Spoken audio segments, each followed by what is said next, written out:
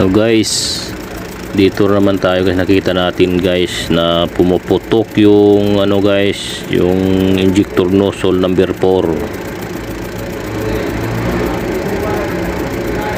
So subukan natin guys na higpitan para malaman natin guys kung hindi ba nasira yung o-ring nito guys. So higpitan muna natin.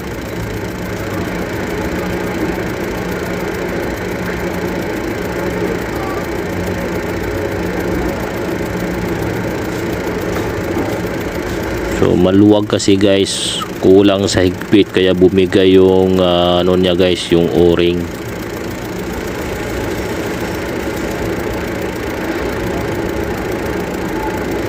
So higpitan lang muna natin ng todo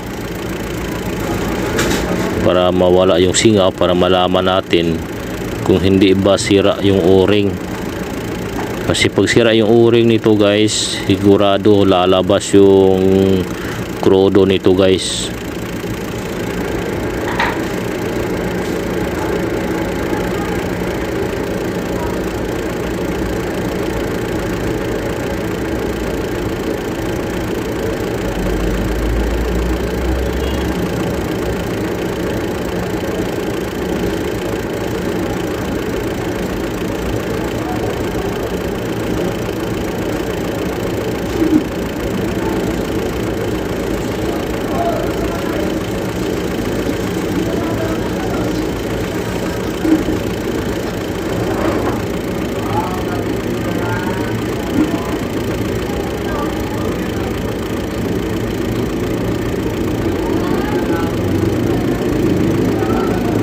Wala na guys yung malakas niyang buga guys, yung singaw, pero mayroon pang krudo guys na lumalabas. So kailangan nating tanggalin yung injection nozzle para matingnan natin kung anong problema ng o-ring, para magawa natin ang paraan guys.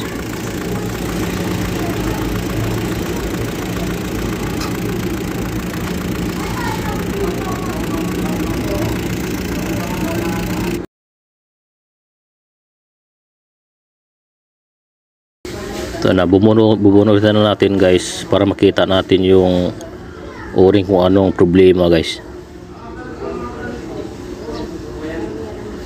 So ito na guys, bunutan natin. So wala na yung o-ring niya guys, sunog na.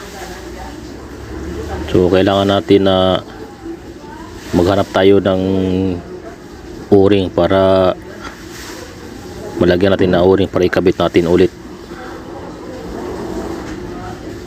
Maghanap muna tayo guys ng o-ring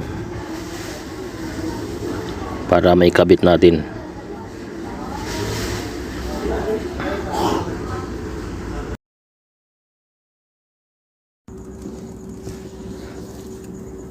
Mayroon na po tayo nakita guys na o-ring.